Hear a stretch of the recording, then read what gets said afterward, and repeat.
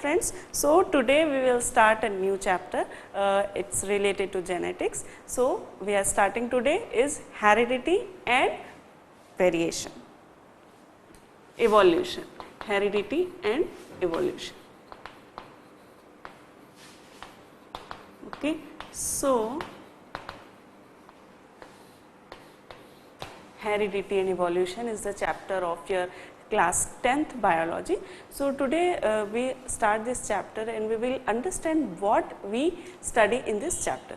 Okay. So in the previous lectures, in the previous chapter, ठीक है, in which we have studied how do organism reproduce. ठीक है, तो उसमें हमने क्या पढ़ा कि वेरियस ऑर्गेनिजम्स जो हैं उनमें रिप्रोडक्शन की प्रोसेस होती है. ठीक है, और हमने पढ़ा कि क्या क्या मेथड्स जो हैं रिप्रोडक्शन की हैं, जिसमें हमने देखा एसेक्सुअल मेथड ऑफ रिप्रोडक्शन, जिसमें डिफरेंट जो है सब टाइप्स हमने देखे. ठीक, उसके बाद हमने क्या देखा कि जो सेक्सुअल मेथड ऑफ रिप्रोडक्शन है वो किस प्रकार जो है ऑर्गेनिजम्स में होती है.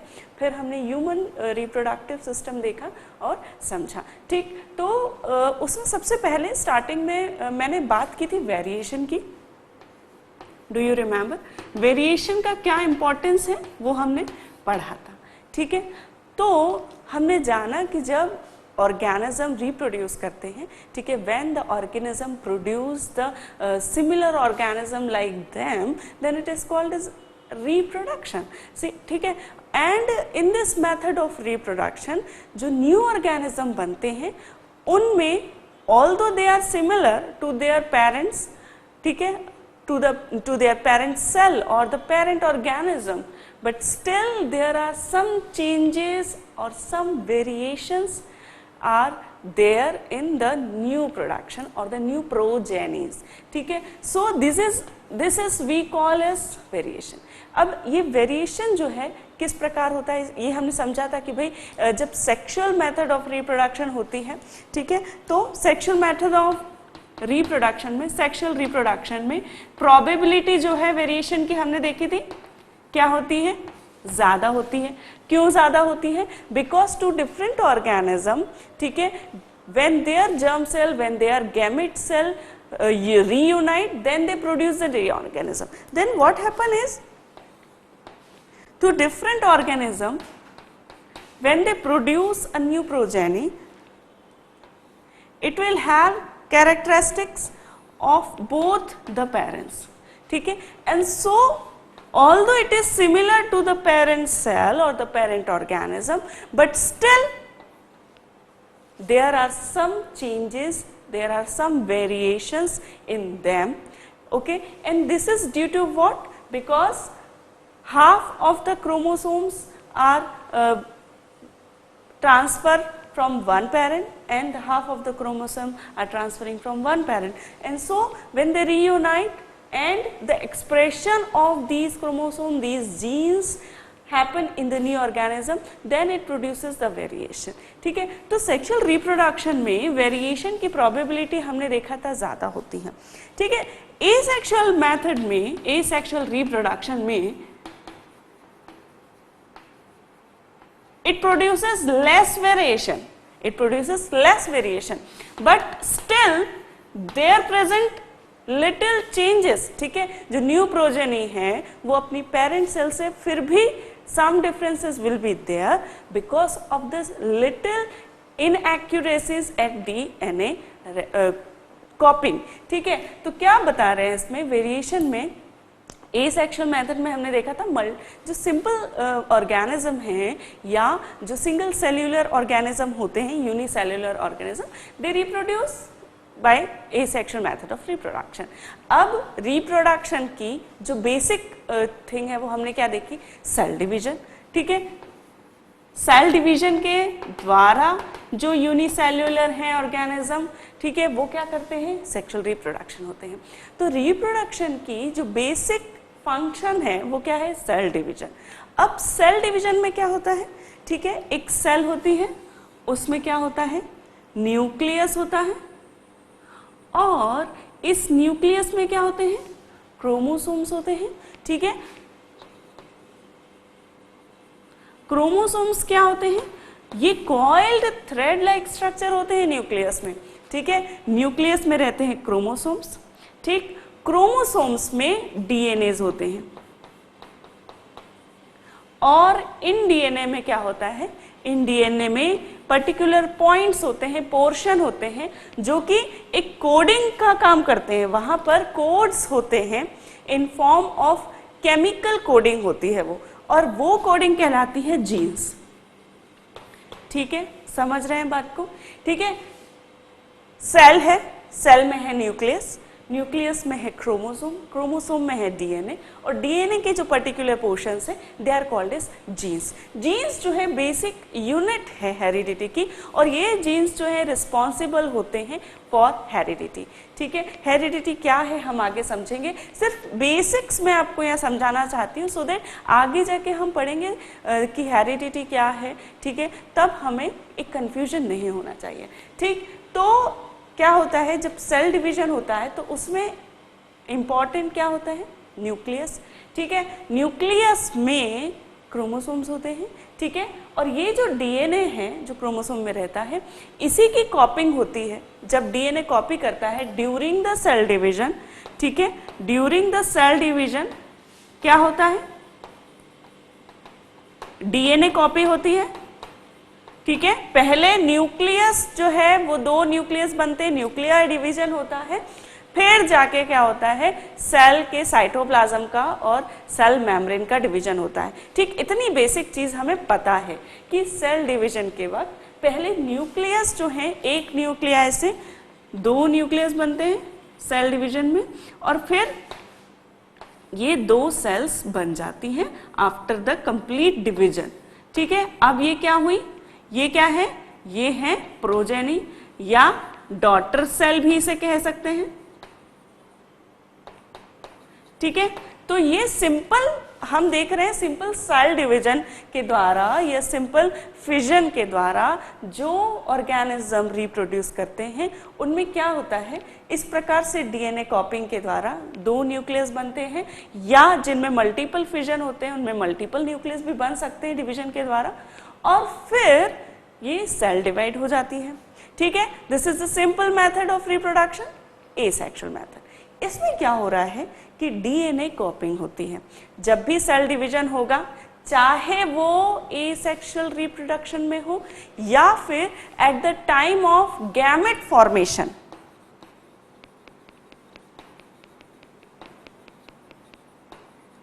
At the time of gamete formation in the sexual reproduction, तब भी क्या होगा कि सेल डिवीजन होगा, माइटोसिस हो या मेयोसिस हो।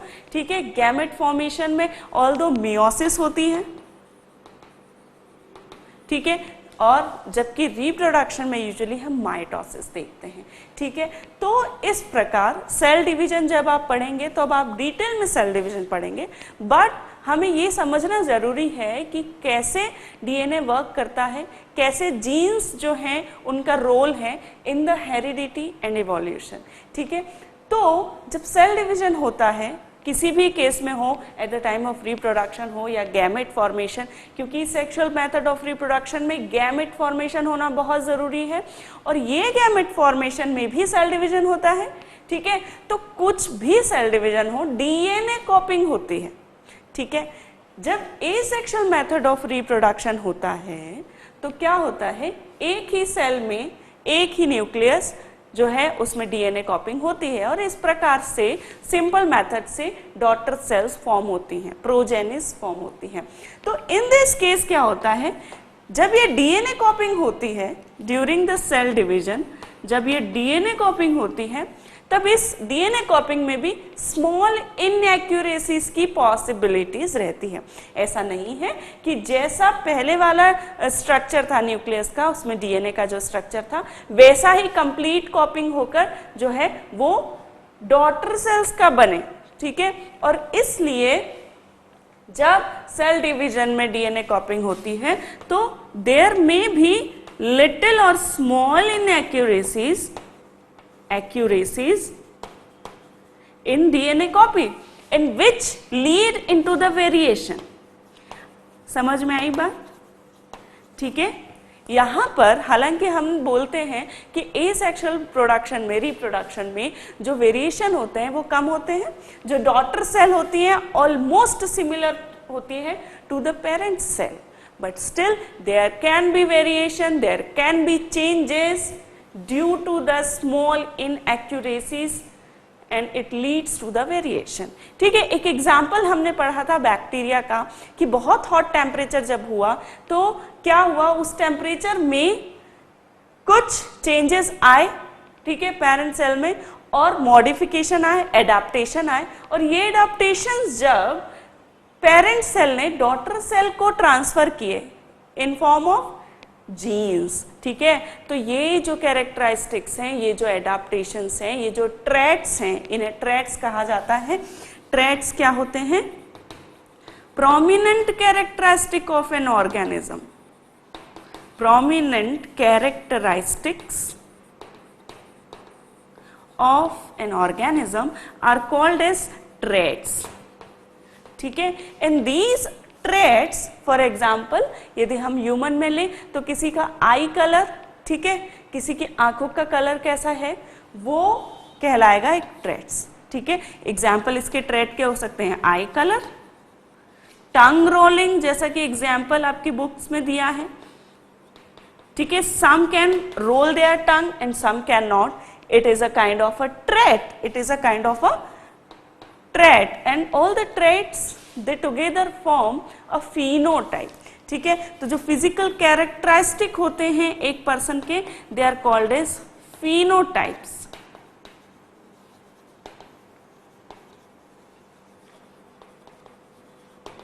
ठीक है। and the genetic makeup, the genetic coding which are responsible for these physical characters are called as genotype, ठीक है। तो जेनेटिक मेकअप या जेनेटिक कोडिंग जो कि फिजिकल कैरेक्टरिस्टिक्स के लिए एक ऑर्गेनिज्म में रिस्पॉन्सिबल होती हैं, वो कोड्स या वो जेनेटिक मेकअप कहलाता है genotype, a genotype of an organism, ठीक। तो जेनेटिक कोडिंग,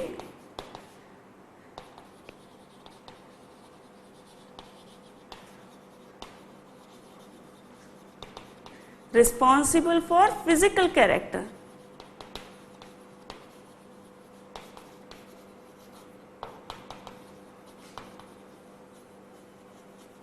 ठीक। तो इस प्रकार phenotype and genotype and traits, ये कुछ टर्मिनोलॉजी हैं जो कि हमें समझना जरूरी है before we go to the topic heredity, ठीक है। तो अब आपको समझ में आया कि किस तरह एसेक्सुअल रिप्रोडक्शन में भी वेरिएशन की पॉसिबिलिटीज होती हैं, because while the cell division there can occur the small inaccuracies in DNA replication and that will lead to the variation, ठीक है। तो इस प्रकार एसेक्सुअल में देखा, लेकिन सेक्सुअल रिप्रोडक्शन में ये पॉसिबिलिटीज बढ़ जाती है, क्योंकि जो गैमेट फॉर्म होते हैं ड्यूरिंग द सेक्सुअल रिप्रोडक्शन, ठीक है, वो गैमेट जब रीयूनाइट होते हैं तो they are coming from two other organism, ठीक है, जिनका की जेनेटिक मेकअप डिफरेंट है from each other. So what they will do, they will transfer their own character to the new progeny, ठीक है। और इसीलिए जो सेक्सुअल मेथड ऑफ रिप्रोडक्शन होता है उसमें वेरिएशन की पॉसिबिलिटीज ज्यादा होती हैं, ठीक। तो इस प्रकार हमने पढ़ा कि क्यों सेक्सुअल मेथड में, ठीक है, फ्रॉम टू डिफरेंट ऑर्गेनिज्म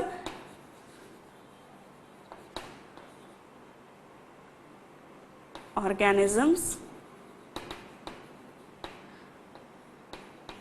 ठीक है।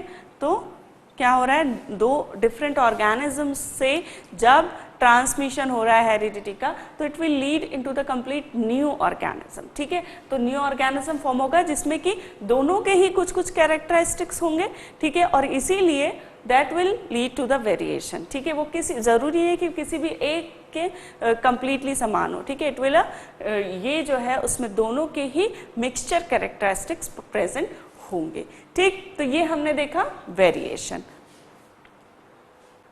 ओके अब हमने ये पढ़ा था कि वेरिएशन के क्या बेनिफिट्स हैं, ठीक है। हमने जब पढ़ा था लास्ट चैप्टर में, तो सबसे स्टार्टिंग में जब हमने वेरिएशन पढ़ा तो हमने देखा था what are the benefits of variation, ठीक है, कि ठीक है हम पढ़ रहे हैं, समझ रहे हैं कि क्यों वेरिएशन हो रहा है, किस प्रकार हो रहा है, लेकिन उसका इम्पोर्टेंस क्या है।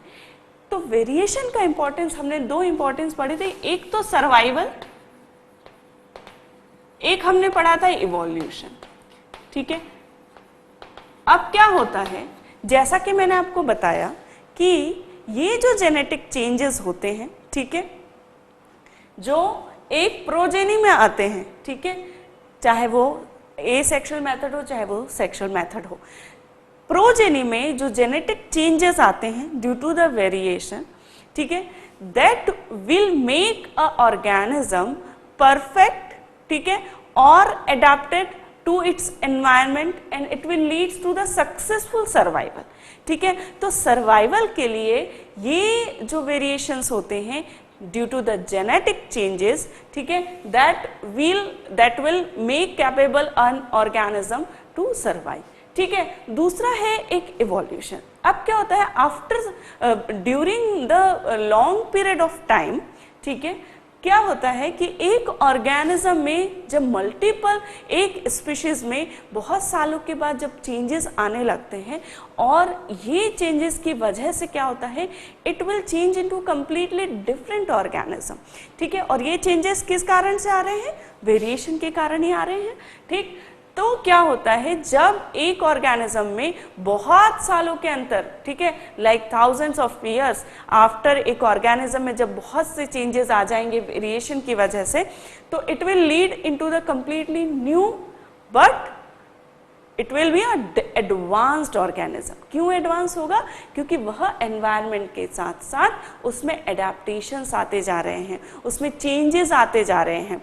तो एक ओल्ड ऑर्गेनिज्म से एक जब न्यू ऑर्गेनिज्म, ठीक है, during the period of years जब ये चेंजेस होते हैं, तो it will lead into the evolution, ठीक है। इस प्रकार जो है इवोल्यूशन होता है। फॉर एग्जाम्पल, यदि आप मंकीज को देखें तो हम कहते हैं कि monkeys are ancestor of human, ठीक है, एक जोक जो है वो हम बहुत ही सुनते हैं। तो ये क्यों कहा जाता है, ठीक है। तो जब ये इवोल्यूशन को स्टडी किया, हम आगे इवोल्यूशन भी पढ़ने वाले हैं इस चैप्टर में, तो सिर्फ एक बेसिक थिंग मैं बता रही हूँ यहाँ पर कि जब इवोल्यूशन को स्टडी किया, ठीक है, किसके द्वारा, क्या होता है कि फॉसिल्स जो हैं, जो मिलते हैं फॉसिल्स क्या होते हैं वो भी हम पढ़ेंगे, कि जो ऑर्गेनिज्म है बहुत सालों पहले यदि कोई ऑर्गेनिज्म दब जाता है और उसके कुछ अवशेष या कहें उसके कुछ सिम्टम्स या साइंस हमें देखने को मिलते हैं, ठीक है। फॉर एग्जांपल, किसी का हमें स्कल मिल जाता है ऑर्गेनिज्म का,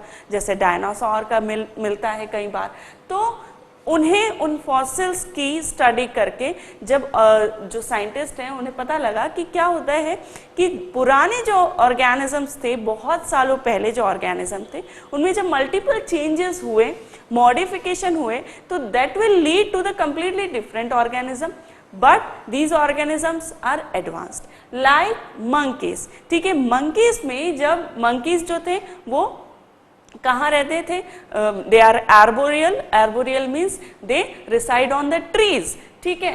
तो मंकीज ट्रीज पर रहते थे, लेकिन मंकीज में जब धीरे धीरे चेंजेस आए, ठीक है, एप्स बने, ठीक, और एप्स में भी जब धीरे धीरे चेंजेस आए, जब एप्स में से चेंजेस आने की वजह से जब उन्होंने देखा कि बहुत सारे काम वो अपने दो हाथों से कर सकते थे, तो उन्होंने क्या किया, अपने 4 लिम्स की बजाय सिर्फ 2 लिम्स पे चलना स्टार्ट किया, और 2 लिम्स का जो यूटिलाइजेशन है वो अदर वर्क में किया, ठीक है। जब ये धीरे धीरे बहुत सारे मल्टीपल चेंजेस आए एप्स में, तो उनका जो स्ट्रक्चर था वो कंप्लीट चेंज होने लगा, ठीक है। जैसे कि जब ह्यूमन ने, जो स्टोन एज के ह्यूमन थे, उन्होंने क्या किया कि जो दूसरे जानवरों की जो खाल थी उसे जब उन्होंने ओढ़ना शुरू किया, तो क्या हुआ कि उनकी जो एप्स की बॉडी पर बहुत सारे हेयर्स पाए जाते थे वो धीरे धीरे कम होने लगे, ठीक है।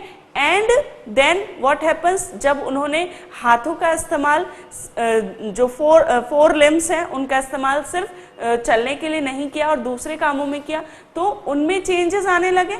ठीक है, सिर्फ पैरों पे चलने की वजह से, सिर्फ हिंड लिम्ब पे चलने की वजह से उनमें कुछ चेंजेस आए। ठीक है, और फिर ये धीरे धीरे एनवायरनमेंट की वजह से जो चेंजेस आने लगे, that passes to the new organism by the genetic changes and it leads to the evolution of human from the monkey. ठीक है, तो ये जो चेंजेस हुआ इसे कहा इवोल्यूशन। ठीक है, तो वेरिएशंस जो हैं, जो जेनेटिक चेंजेस हैं, जो मॉडिफिकेशन है, जो कि जेनेटिक मेकअप एंड एनवायरनमेंट दोनों के इंटरेक्शन से जब होता है तो it will lead to the evolution. ठीक, तो ये इस प्रकार से वेरिएशन जो है वो सर्वाइवल और इवोल्यूशन दोनों के लिए बहुत ही ज़रूरी है। ठीक है, तो इसमें हमने समझ लिया क्या है वेरिएशन। अब हम देखेंगे हेरिडिटी क्या है। Okay friends, so now what you know. ठीक है, वेरिएशंस हमने पढ़ लिया। अब आप क्या समझ चुके हैं? आप समझ चुके हैं कि जीन्स जो हैं क्या है? Genes are the blueprint for design of an organism. ठीक है, तो हमें ये समझ में आएगा जीन्स क्या है। जीन्स हमने देखा था क्या होते हैं, they are the portion of DNA. और डीएनए किस में रहता है? डीएनए क्रोमोसोम्स में रहते हैं। जो कॉइल्ड थ्रेड्स होते हैं they are called as DNA. और डीएनए के पर्टिकुलर पोर्शंस में कुछ कोड्स होते हैं, chemical codes, and that will lead to a synthesis of particular protein, and synthesis of that particular protein will lead to the changes or will lead to the different traits। ठीक है, वो हम आगे पढ़ेंगे किस तरह से it lead to the changes, protein synthesis। ठीक है, तो हमें क्या पता चल गया, जीन्स जो हैं they are the blueprint for a design of organism। एक ऑर्गेनिज्म कैसा होगा, उसके क्या फीचर्स होंगे, उसके लिए ये जीन्स रिस्पॉन्सिबल होते हैं। और बहुत सारे जीन्स जो हैं वो एक ऑर्गेनिज्म में रहते हैं। ठीक है, which are responsible for a different traits और कैरेक्टरिस्टिक फीचर। ठीक, पहला हमने ये समझ लिया। दूसरा हमने समझा कि जेनेटिक चेंजेस जो होते हैं ड्यू टू द वेरिएशन, ये किस लिए, ये किस चीज के लिए रिस्पॉन्सिबल होंगे? ये सक्सेसफुल सर्वाइवल के लिए रिस्पॉन्सिबल होंगे और इवोल्यूशन के लिए रिस्पॉन्सिबल होंगे। ठीक है, तो क्या हो रहा है कि जब वेरिएशन हो रहा है तो it will lead to the genetic change, जो कि रिस्पॉन्सिबल है नए मॉडिफाइड चेंजेस के लिए ऑर्गेनिज्म में, जो कि उसके पेरेंट में नहीं है लेकिन ऑर्गेनिज्म में है। तो वो चेंजेस जो हैं वो जेनेटिक चेंजेस की वजह से आते हैं, जो कि वेरिएशन की वजह, जो कि वेरिएशन कहलाते हैं। ये वेरिएशन इवोल्यूशन और सर्वाइवल के रिस्पॉन्सिबल होते हैं ऑर्गेनिज्म के। ठीक है, दूसरा, किसी जीन्स का जो एक्सप्रेशन होता है,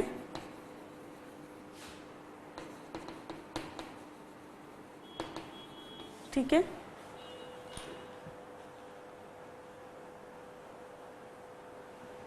it will lead to the traits. ठीक है,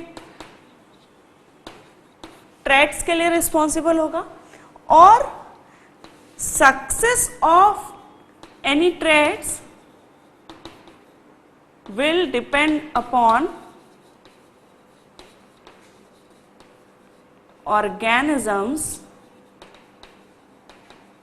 geographical and environmental condition।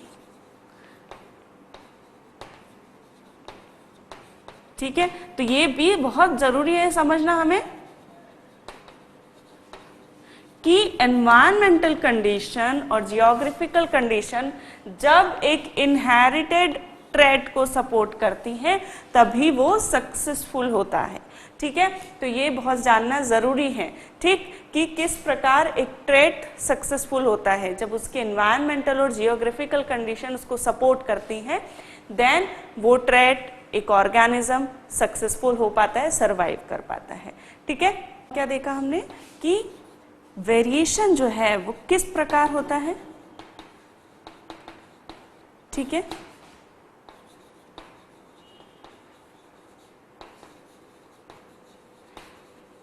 Asexual reproduction में और सेक्सुअल रिप्रोडक्शन में। ठीक है, तो माइनर इनएक्यूरेसीज जो होती हैं डीएनए में, उसकी वजह से हमने देखा कि वेरिएशन जो है वो प्रोड्यूस होता है। और हमने क्या देखा कि सेक्सुअल रिप्रोडक्शन में डीएनए जो है passes to organism from to different individual and so it will lead to the more variation, more genetic changes. ठीक है, so more variety. ठीक है, तो वेरिएशन जो है वो यहाँ पे ज्यादा होंगे, ये हमने पढ़ लिया है। अब ये जो ट्रेट्स, ठीक है, ये जो ट्रेट्स या कैरेक्टरिस्टिक ऑफ एन ऑर्गेनिज्म जो पास ऑन होते हैं from one generation to another, ठीक है, due to the influence of DNA that are called as heredity. ठीक है, तो एक जनरेशन से दूसरी जनरेशन में जब ये ट्रेट्स या कैरेक्टरिस्टिक फीचर्स ट्रांसफर होते हैं, उस चीज का अध्ययन करने को, उस प्रोसेस, उस बायोलॉजिकल प्रोसेस की जो स्टडी है, that is called as heredity. तो हेरिडिटी क्या है? Heredity is the study of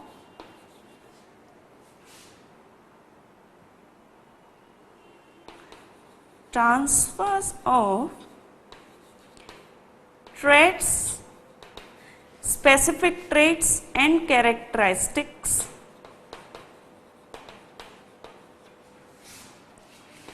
to one generation to other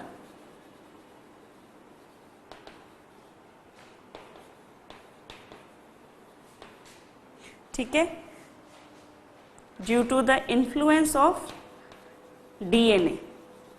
ठीक है, तो ये इसके लिए जो रिस्पॉन्सिबल है वो क्या है? वो सिर्फ एंड सिर्फ डीएनए जो है, जिसकी वजह से ये फीचर्स, ये characteristic from one generation to another, from another generation to another transfer होते रहते हैं। ठीक है, तो इन्फ्लुएंस ऑफ डीएनए की वजह से जो characteristic and specific traits one generation से अदर जनरेशन में ट्रांसफर होते रहते हैं, उसकी स्टडी को हम हेरिडिटी कहते हैं।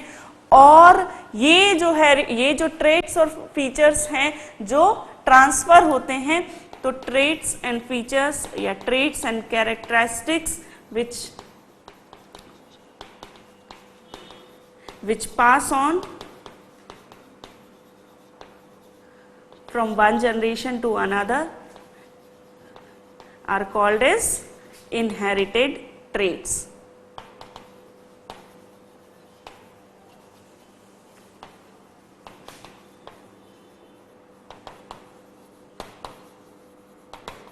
ठीक है, and this process is called as inheritance. ठीक है, the process is called as heredity और इनहेरिटेंस। ठीक है, तो हेरिडिटी और इनहेरिटेंस और इनहेरिटेड ट्रेट्स आपको समझ में आया। और जो होल स्टडी ऑफ हेरिडिटी है, that is called as genetics. ठीक है, तो study of heredity is called as genetics. ठीक है, तो ये जो ब्रांच है मेडिकल साइंस की, इट इज वेरी इंपॉर्टेंट। ठीक है, तो प्लांट्स में एक बहुत अलग स्कोप है जेनेटिक्स का। ठीक है, जेनेटिकली मॉडिफाइड ब्रीड्स जो हैं वो बनाई जाती हैं प्लांट्स में, जिन्हें आर्टिफिशियली मॉडिफाइड किया जाता है। ठीक है, आप सोचिए कि कितना वाइड स्कोप है जेनेटिक्स का। इसी प्रकार ह्यूमन में भी, ह्यूमन जेनेटिक्स का भी वाइड स्कोप है। ये मैं इसलिए बता रही हूँ क्योंकि in future if you decide a career in genetics, there is a wide scope of genetics. ठीक है, तो जेनेटिक्स का जो है बहुत स्कोप है। ह्यूमन में किस प्रकार है? तो ह्यूमन में बहुत सारे डिजीजेस ऐसी होती हैं जिसके लिए सम जीन्स आर रिस्पॉन्सिबल। ठीक है, यदि उन जीन्स को रिमूव कर दिया जाए आर्टिफिशियली, ठीक है, या कुछ जेनेटिकली मॉडिफाइड कर दिया जाए, तो क्या चेंजेस जो हैं वो हो सकते हैं। ठीक है, उस डिजीज को रिमूव कर दिया जाता है। If parents are having some disease that can be removed into the next generation। तो इस प्रकार this is these are the hypotheses are in genetics and on which the scientists are working. ठीक, तो study of heredity is called as genetics. ठीक है, तो heredity क्या है? ये जो ट्रेट्स या कैरेक्टरिस्टिक जो वन जनरेशन से अदर जनरेशन में ट्रांसफर होते हैं, उस बायोलॉजिकल प्रोसेस को हम हेरिडिटी कहते हैं और उसकी स्टडी को हम हेरिडिटी कहते हैं. ये जो ट्रेट्स, ये जो कैरेक्टरिस्टिक फीचर्स जो ट्रांसफर होते हैं from parents to the offsprings, progenies, हम उन्हें कहते हैं इनहेरिटेड ट्रेट्स. अब ये जो इनहेरिटेड ट्रेट्स होते हैं उनके लिए कौन रिस्पॉन्सिबल होता है? जीन्स. तो a single gene is responsible for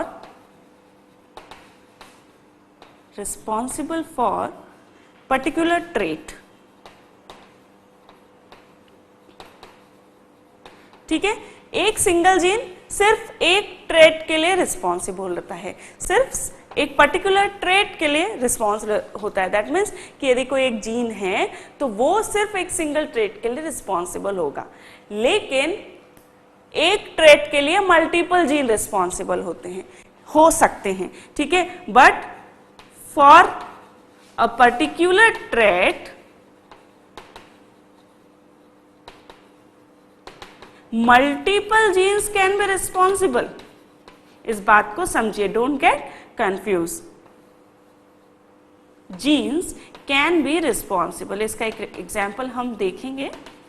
ठीक है, क्या होता है कि जो सिंगल डीएनए में जो जीन्स होते हैं, पोर्शंस होते हैं, उसमें जो पर्टिकुलर जीन होता है उसे हम सिंगल जीन कह लिया, एक जीन को हमने कहा सिंगल जीन.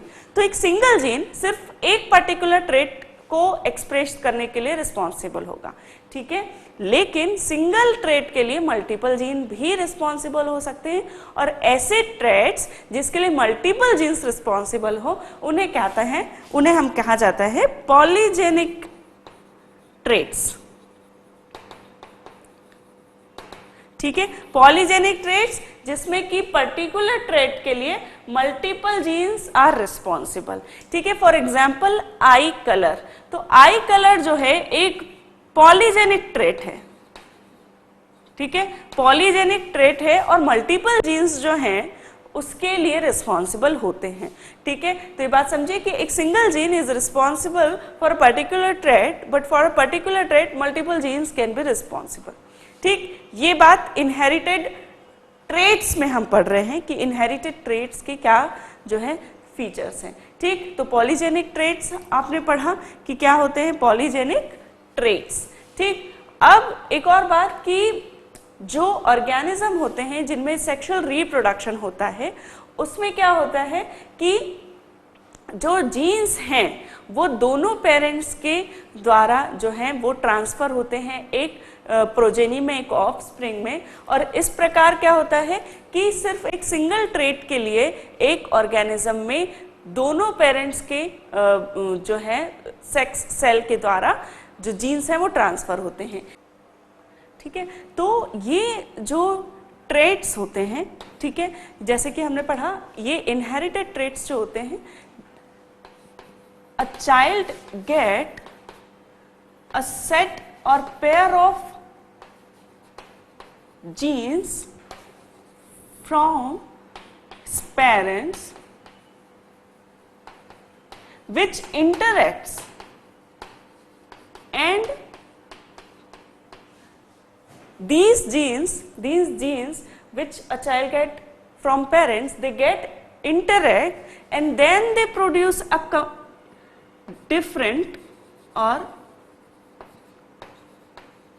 new features. ठीक है, in which what happens is ये जो इनहेरिटेड ट्रेट्स होते हैं इनके लिए जो जीन्स रिस्पॉन्सिबल होते हैं उन जीन्स का एक कंप्लीट सेट होता है एक चाइल्ड में. ठीक है, उन जीन्स में से जो जीन्स डोमिनेंट होते हैं दे प्रोड्यूस देयर एक्सप्रेशन. ठीक है, फॉर एग्जांपल एक आई कलर के लिए जो जीन्स रिस्पॉन्सिबल हैं उनमें से जो डिफरेंट जीन्स हैं, ठीक है, एक जो पेरेंट्स है एक चाइल्ड को मिले हैं from a mother and a father, उसमें क्या होगा जो जीन्स डोमिनेंट होंगे, ठीक है, लाइक फादर के जो जीन्स ट्रांसफर हुए हैं चाइल्ड को, उसमें से जो आई कलर के लिए जीन्स है, if they are dominant then the eye colour will be like father. ठीक है, तो ये जो इनहेरिटेड ट्रेट्स हैं ये जीन्स पे डिपेंड करते हैं कि क्या एक्सप्रेशन या क्या कैरेक्टरिस्टिक फीचर्स जो हैं एक प्रोजेनी में, एक ऑफस्प्रिंग में प्रोड्यूस होंगे, एक्सप्रेस होंगे। ठीक, तो इस प्रकार इनहेरिटेड ट्रेट्स जो हैं हमने देखा। एक और बात जो कि मैंने बताई थी आपको कि जीन्स का एक्सप्रेशन ट्रेट्स होते हैं, लेकिन जो सक्सेस ऑफ ट्रेट है ये किस पे डिपेंड करती है, ये ऑर्गेनिज्म के एनवायरनमेंट और जियोग्राफिकल कंडीशन पे डिपेंड करेगी। ठीक है, जब एनवायरनमेंट और जियोग्राफिकल कंडीशंस उसको सपोर्ट करेंगी तभी एक ट्रेट जो है, जो इनहेरिटेड ट्रेट है, वो सक्सेसफुल हो पाएगा। ठीक, तो इस प्रकार आज हमने पढ़ा हेरिडिटी एंड वेरिएशन। अब नेक्स्ट सेशन में हम पढ़ेंगे what are the law of heredity. ठीक है, there are some laws on which the heredity और inheritance is dependence.